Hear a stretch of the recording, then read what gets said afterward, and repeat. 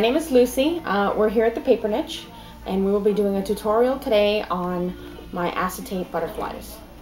Now, when I say acetate, I mean the clear stuff that comes in your gifts. Stuff is boxed in this all the time. You don't throw it away. You cut it out and you save it.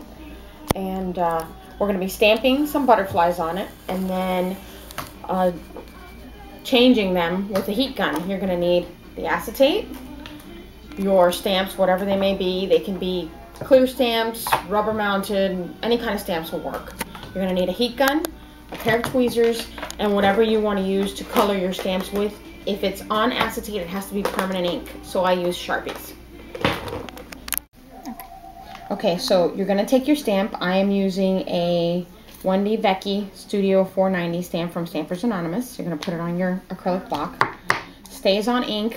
This is what I use. Any permanent ink will work, but stays on for us is the easiest to attain. So you ink your stamp very well. Make sure there's something on there. And you're going to stamp. You're not going to rock. You're just going to place it down. And there's your image. Now, if a part of the image doesn't come out right, you're going to fix that with your Sharpies, so don't worry about it. It doesn't have to be perfect. Let's try it again. And this is going to be folded up next week because it's shipping next week. This one's a little better. See? It does take a little bit of practice, so the more you stamp, the better you get at it. Now I'm going to use this butterfly from Hero Arts. I got this one here at the niche. And there's like 4 sheets of it. I'm going to once again get some ink on there. Sometimes it doesn't really matter how you ink it as long as you get ink on there. Let's do that twice also. Okay, so now your images are stamped. You want to wait a couple minutes for them to dry before you turn it over. When you're going to use your Sharpies on here, you can't use your Sharpie on the side that's inked, that's stamped rather. You have to turn it around and color on the opposite side. If not, your image that you just stamped will disappear.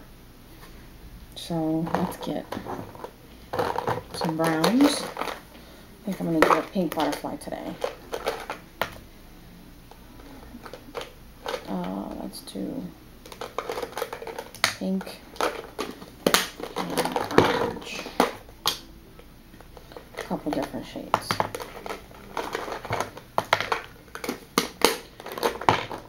Like I said, I turned it over. This is the side that doesn't have it. Usually, after you get practice at this, you can feel with the tip of your finger which side is stamped and which side is not. So I am going to just color in my butterfly. Butterfly is going to look like once you color it and you cut it out. It went from this to this. And if you notice, I colored in that whole, the stem, I guess the body of the butterfly with that brown Sharpie, so now it doesn't look so bad. So that's how come you can fix any kind of imperfections. I did not cut out the antenna. I eliminated them because they were too small and they were going to make me crazy. So now we're going to heat up this butterfly. You need a pair of tweezers. You cannot use the heat gun without tweezers because you're going to burn yourself. So just keep that in mind.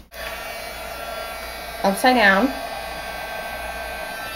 See how that heat gun starts to work. You're going to start forming it. Practice. This is all about practice, and the more you do it, the better you get at it. I'm going to make his wings kind of bend. Okay, now this guy is done. Now we're going to do this guy, and we're going to cut the wings just a little so we can get a little more play with that.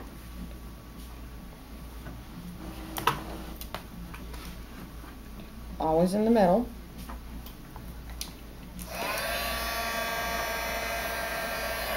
See how it starts to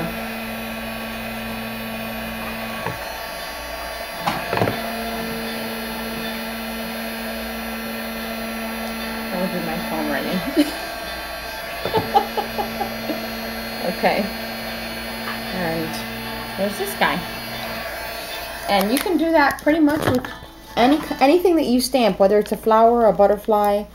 If you don't like the way that looks, you put it back under the heat gun. Now, if it starts to smoke, I suggest you turn off the heat gun, because obviously it wasn't meant to be heated, whatever acetate you're using. But for the most part, I haven't found one yet that has done that. And there you go. There's your butterflies. Okay, so this is what your butterfly is going to look like once you put all the rhinestones on it. And you know, it's got glossy, I use glossy accents to attach the rhinestones, which dries very quickly.